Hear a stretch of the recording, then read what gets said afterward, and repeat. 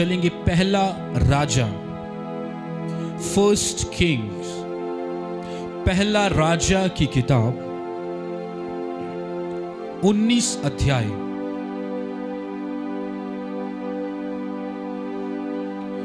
और उसका वचन 2 और 3 हम लोग देखेंगे।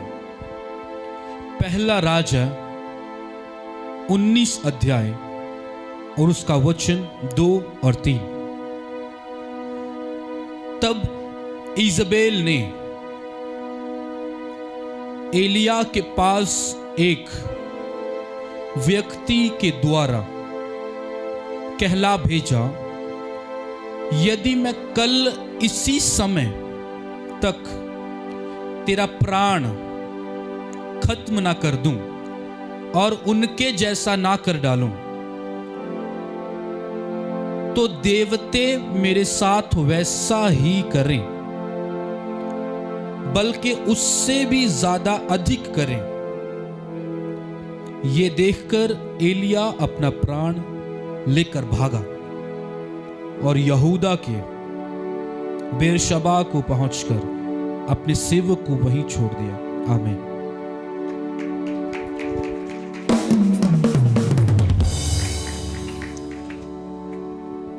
तो बाइबल के अंदर एक कैरेक्टर, किसी को तबीता के बारे में मालूम है? तबीता के बारे में मैंने बताया था एक बार, तबीता के बारे में याद है किसी को? जो टेलर थी, मुंडी मत हिलाओ, हाथ हिलाओ, मुझे पता चले।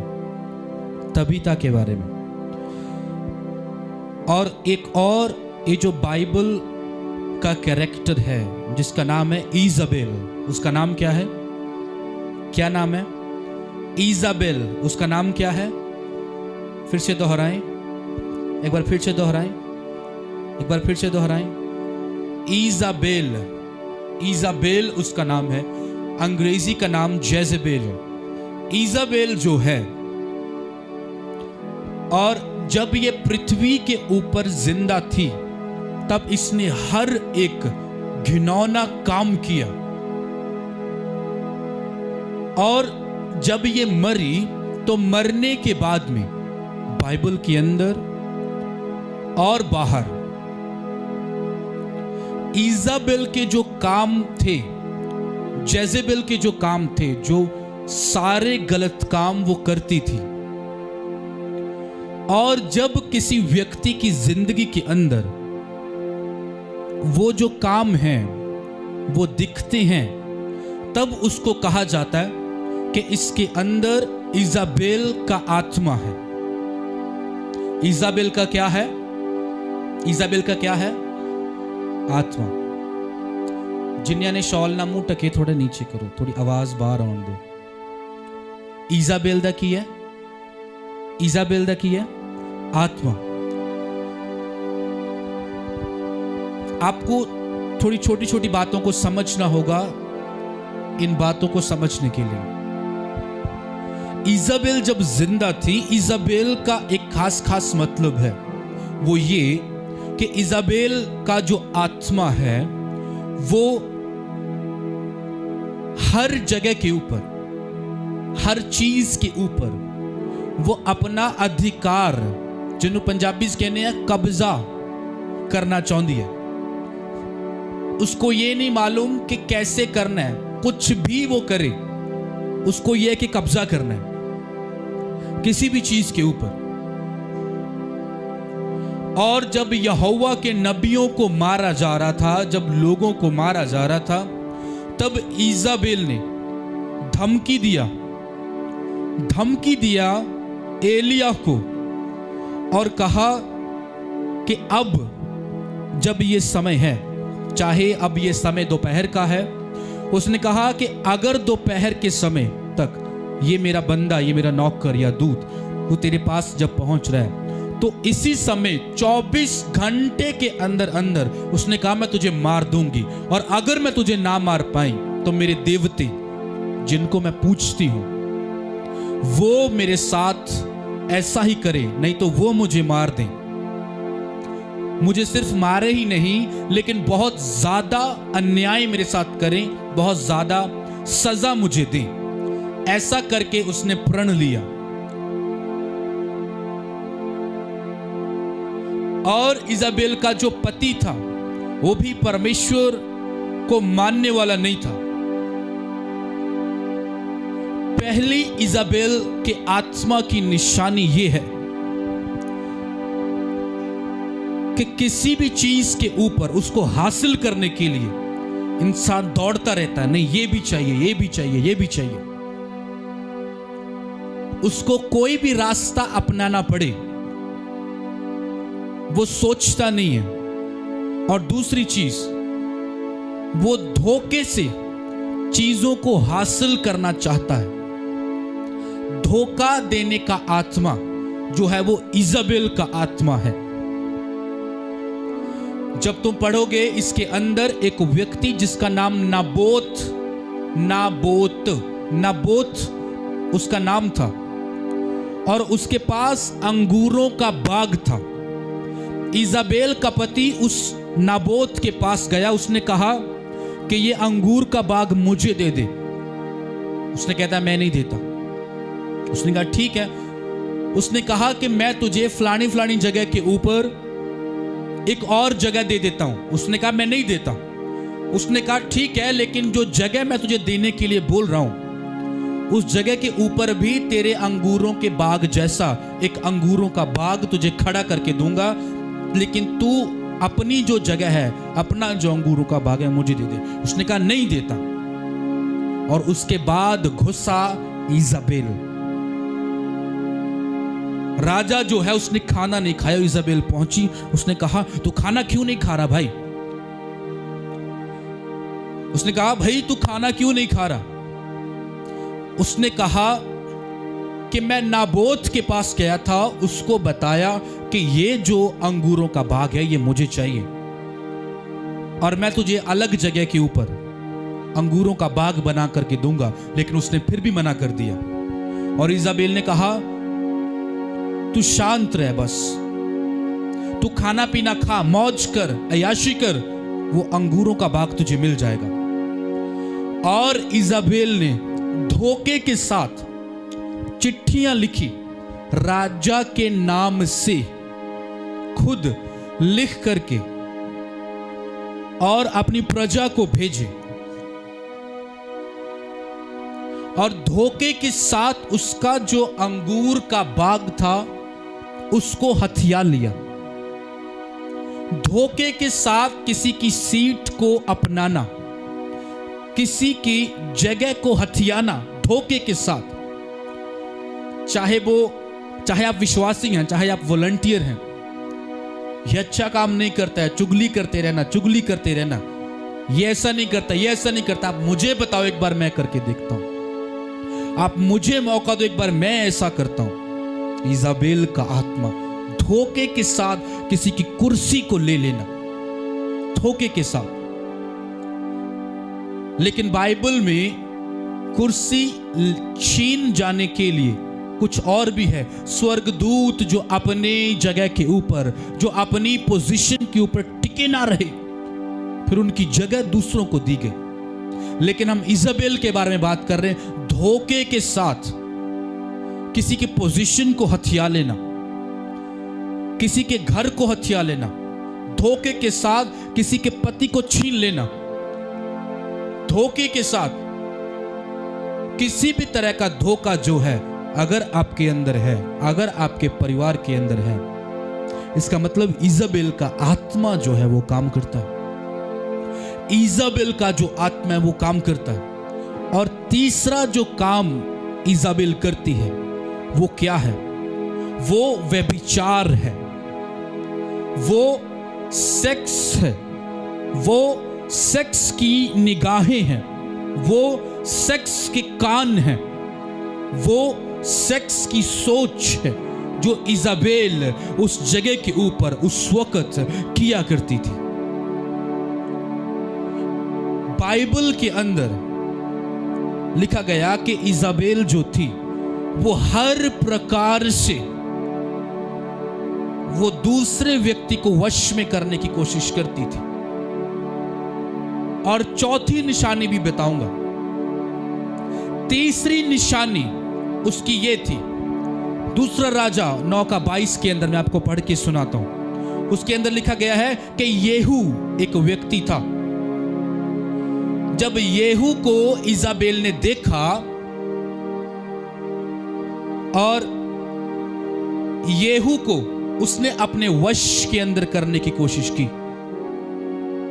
लेकिन येहू पहले कहता है, दूसरा राजा उसका 9:22 के अंदर येहू को देखते ही योराम ने पूछा, योराम जो कि इजाबेल का पुत्र था, उसने कहा अरे सब कुशल मंगल तो है। उसने कहा सब ठीक ठाक कैसे हो सकता है, जब तक कि तेरी माता जो इजाबेल है वो व्यभिचार करना नहीं छोड़ती, और दूसरा सब कैसे ठीक हो सकता है जब तक तेरी माता जो है वो जादू टोना करना नहीं छोड़ती,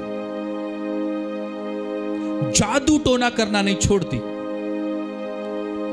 अगर आप में से किसी के दिमाग के अंदर कुछ है कि मैं किसी की जिंदगी को जादू टोने से बर्बाद करूं, तो आप इजाबेल के आत्मा के साथ ग्रस्त हो, तो आप बीमार हो, और उस बीमारी का नाम है इजाबेल का आत्मा। अगर आप सेक्स की इच्छाओं के साथ भरे हुए हो, तब आप बीमार हो, और उस बीमारी का नाम है इजाबेल का आत्मा। चाहे आपके साथ होगा या हुआ या हो रहा है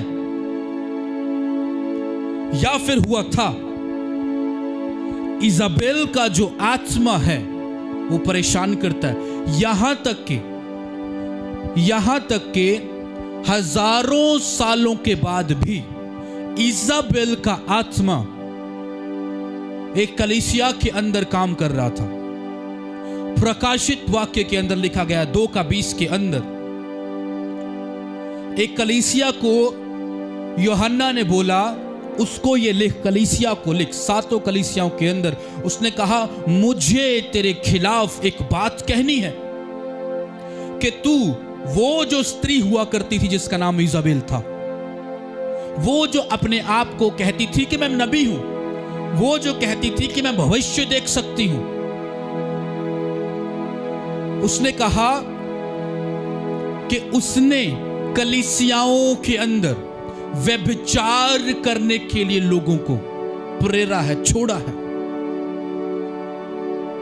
अगर आप रहते हुए, अगर आप कलीसिया के अंदर रहते हुए, सीधी भाषा में समझाता हूं, अगर आप कलीसिया के अंदर रहते हुए सोचते हैं कि मेरा टंका कहीं उससे फिट हो जाए, वो बोलता उससे फिट हो जाए,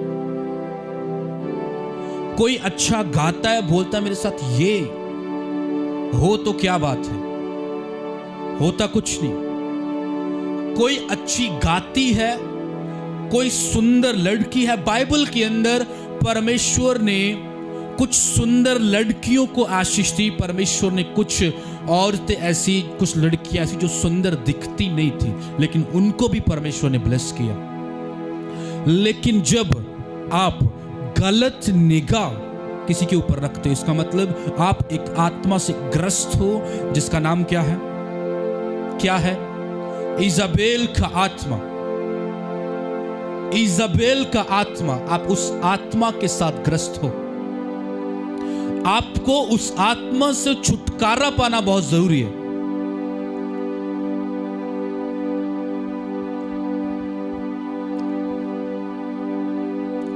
जब परमेश्वर ने उत्पत्ति 6:6 के अंदर लिखा कि मुझे मनुष्य को बनाना ही नहीं चाहिए था, वो उदास हुआ। उसकी एक वजह थी, शैतान ने सबसे पहला वेपन इस पृथ्वी को खत्म करने के लिए इस्तेमाल किया। पहला जो हथियार इस्तेमाल किया इंसानों के खिलाफ, वो ये था, उस हथियार का नाम था सेक्स वेपन। सेक्स नाम का हथियार। इधर तो मूसा ने कहा कि मुझे परमेश्वर के पास पहाड़ के ऊपर जाना है। सुनो, ये वो परमेश्वर है जिसने समंदर को अलग कर दिया। तुमने पूरी जिंदगी समंदर की गहराई नहीं देखी होगी, तुमने सपने में नहीं देखा होगा कि समंदर अलग हो सकता है, लेकिन इजराइलियों को कहा कि तुम्हारे लिए परमेश्वर ने समंदर को चीर दिया। तुम्हारे लिए 430 साल जो तुम्हें सताते रहे, जो तुम्हारी पीठ पे कोड़े बरसाते रहे, परमेश्वर ने उनको पानी के अंदर डुबा करके मार डाला। वही परमेश्वर मुझे बुला रहा है पहाड़ी के ऊपर, तुम्हारे लिए मैं 10 हुक्मों को लेने के लिए जा रहा हूं। और जब वो ऊपर गया तब शैतान ने एक वेपन का इस्तेमाल किया, एक हथियार का इस्तेमाल किया। उसका नाम था सेक्स वेपन, सेक्स का हथियार। और जब वो नीचे आया, लोग, बाइबल में लिखा, रंगरलियां मना रहे थे।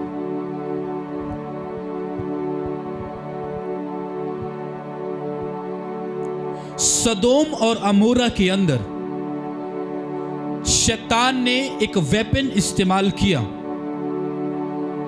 पुरुष जो थे वो पुरुष के साथ गलत संबंध बना रहे थे, और स्त्री जो थी वो स्त्री के साथ गलत संबंध बना रही थी, और बहुत अलग अलग अलग अलग अलग तरह के गंदे काम जानवरों के साथ,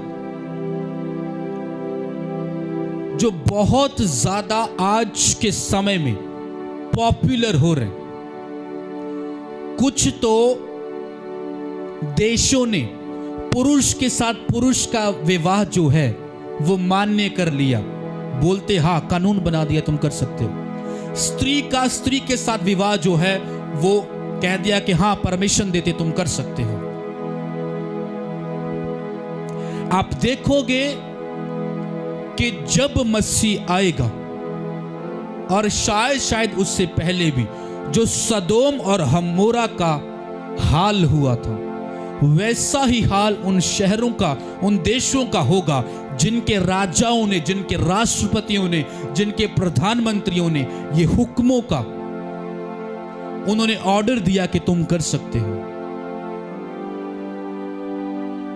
परमेश्वर के वचन में लिखा कि आने वाले दिनों में उन शहरों का हाल जिनके अंदर पाप है, सदोम और अमोरा से भी ज्यादा खतरनाक होगा, और भी ज्यादा झेल नहीं पाओगे। इतनी ज्यादा आग बरसा दी थी परमेश्वर ने उस जगह के ऊपर कि आज तक घास भी नहीं होती वहां पर, आज तक जंगली बूटी भी नहीं होती वहां पर,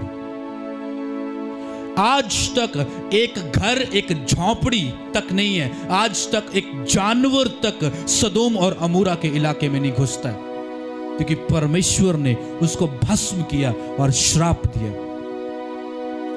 अगर आपके अंदर इजाबेल का आत्मा है, इजाबेल का आत्मा एक जायंट आत्मा है। जायंट आत्मा का मतलब एक बहुत बड़ा आत्मा,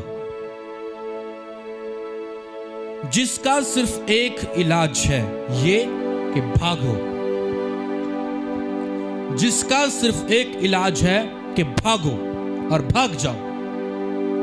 बाइबल में लिखा, जब इजाबेल ने अपने व्यक्ति को एलिया के पास भेजा तो एलिया अपने प्राण, अपनी जान बचा करके वहां से भाग गया।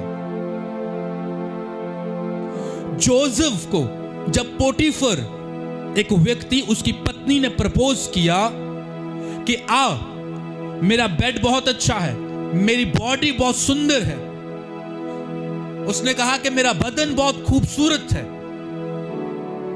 और उसने कहा कि मेरा पति घर के अंदर नहीं है,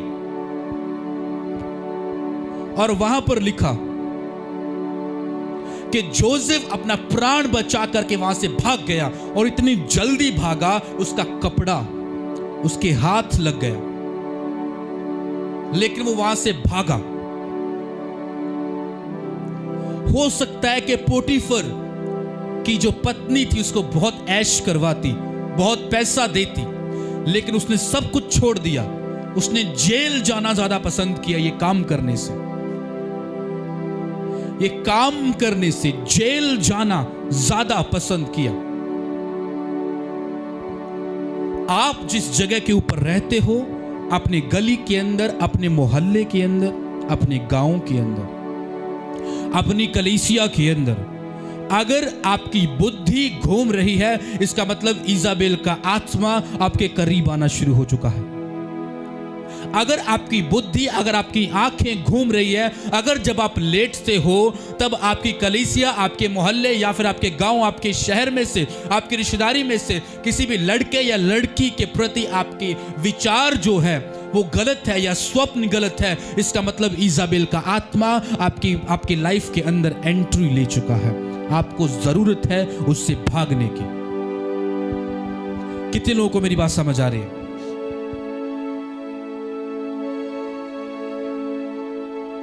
हर एक व्यक्ति, चाहे वो मसीह है या नहीं,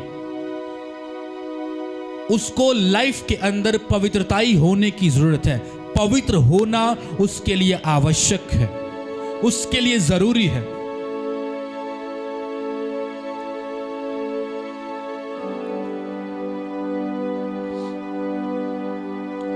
क्योंकि जो कोई इजाबेल के आत्मा के साथ जीता है वो अकेला कर दिया जाता है। जो कोई इजाबेल के आत्मा के साथ जीता है, धोखा देने वाला आत्मा, चुगली करने वाला आत्मा, किसी भी चीज को वश में करने के लिए कोशिशें करने वाला आत्मा। कई बार क्या होता है कि चर्च के अंदर कोई नया आया तो उहदे नाल ज्यादियां गल्लां करनियां, उहदे नाल ज्यादा घुल घुल के गल्लां करनियां।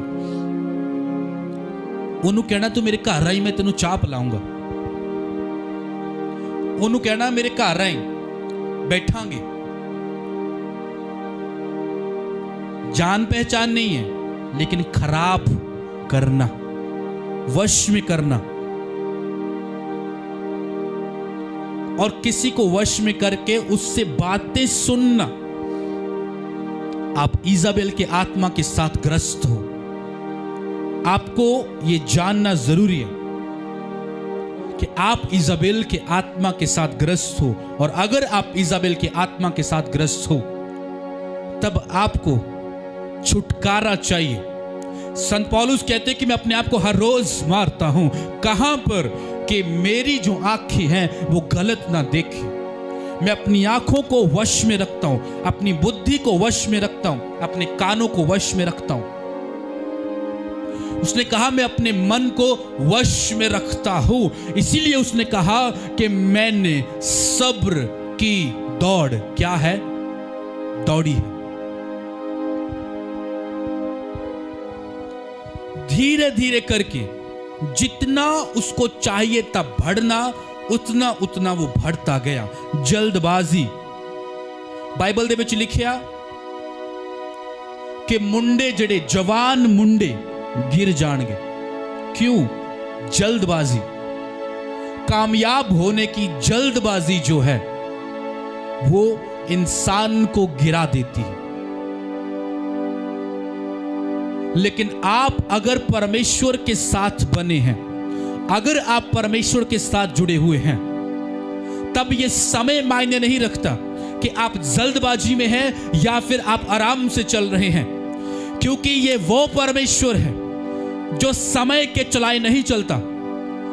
कहीं तो परमेश्वर अब्राहम को बूढ़े होने पर आशीष देता है, लेकिन कहीं तो दाऊद नाम के व्यक्ति को अगर वो लड़का ही था तो उसको राजा बना करके खड़ा कर देता है। परमेश्वर टाइम के चलाए नहीं चलता, लेकिन आपके विश्वास के द्वारा परमेश्वर चलता है। चाहे कोई व्यक्ति 38 साल से रोगी था और वो चंगा नहीं हो रहा था, और यीशु एक पल में उसके पास आए। उसने नहीं कहा कि प्रोसेस लगेगा, टाइम लगेगा। उसने कहा कि अपनी खाट उठा ले, अपनी दरी, अपनी चादर उठा ले और चल फिर, और वो उसी वक्त खड़ा हो गया। चाहे वो स्त्री 12 साल से उसको लहू बहता रहता था शरीर के अंदर से, ठीक नहीं हुई थी, लेकिन समय मायने नहीं रखता, विश्वास आपका मायने रखता है कि आप कैसे मसीह के साथ चलना चाहते हो। उसका विश्वास था अगर मैं इसका पल्लू छू लूंगी तब मैं चंगी हो जाऊंगी, और उसी वक्त वो जो स्त्री है वो चंगी हो गई। बहुत सारे लोगों को प्रभु यीशु मसीह ने कहा कि तेरे विश्वास ने तुझे चंगा किया है, तेरी कोशिश ने, विश्वास की कोशिश ने तुझे चंगा किया है, और वो लोग उसी वक्त चंगे हो गए। अगर आप इजाबेल की आत्मा के साथ ग्रस्त हो, आपको छुटकारे की जरूरत है। आपको चंगाई की जरूरत है, आपको चंगा होना जरूरी है। उपवास कीजिए, प्रार्थना कीजिए, बाइबल पढ़िए, अपने मन को तैयार करें कि बाइबल के जैसा हो।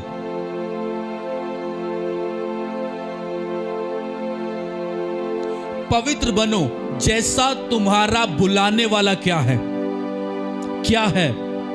पवित्र है, जैसा तुम्हारा बुलाने वाला पवित्र है।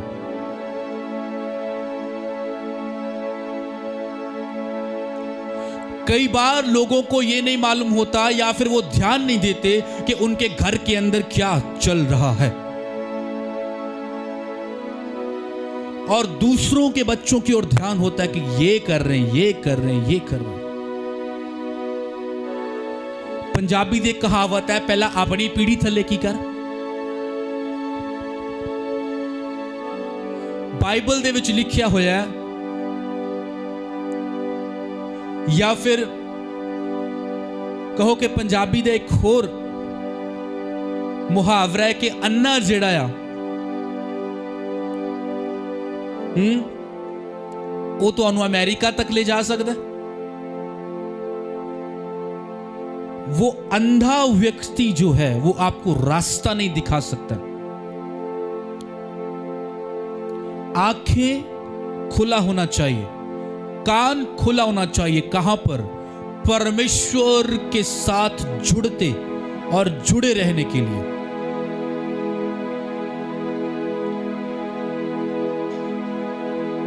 हनोक एक ऐसा व्यक्ति था, जब पृथ्वी के ऊपर चाहे पाप फैलना शुरू हो गया था, लेकिन वो ऐसा व्यक्ति था कि परमेश्वर के साथ चलता था। इसका मतलब परमेश्वर उसके साथ साथ चलते थे।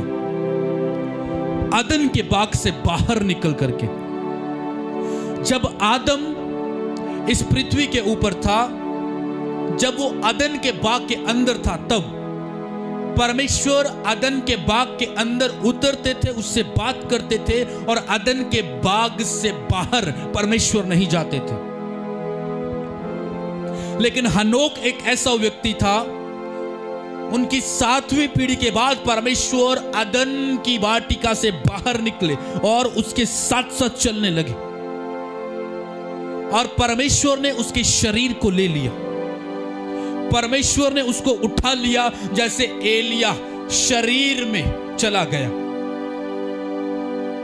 जैसे मूसा का मृत शरीर नहीं मिला, वैसे ही हनोक जो है उसका शरीर नहीं मिला। आपको ये पहचान करनी, आपको ये जानना जरूरी है कि कहीं आप इजाबेल के आत्मा के साथ ग्रस्त तो नहीं है। एक आत्मा जिसके बारे में हम बात कर रहे हैं, उसका नाम क्या है? हाँ, नाम क्या है? ऊंची आवाज ना बोलो, नाम की है इजाबेल का आत्मा। वो चुगली करता है, वो धोखा देता है, वो किसी की पोजीशन को, किसी की जगह को हथिया लेने का काम करता है। वो जादूगर है, जादू टोने करता है। और इजाबेल का आत्मा आपको व्यभिचार करने के लिए, देखने के लिए, सुनने के लिए वो आगे बढ़ाता है। ये काम करिए, अच्छा।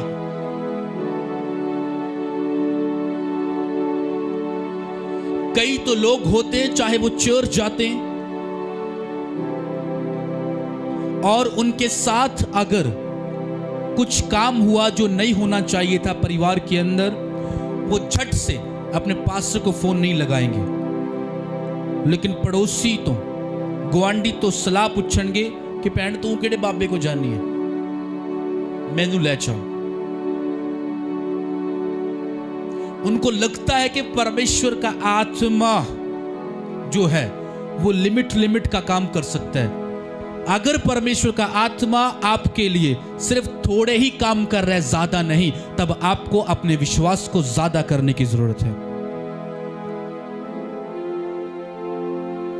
अगर परमेश्वर का आत्मा आपके लिए वो नहीं कर पा रहा जो आपकी लाइफ के अंदर होना चाहिए, तब आपको वफादारी और विश्वास की जरूरत है।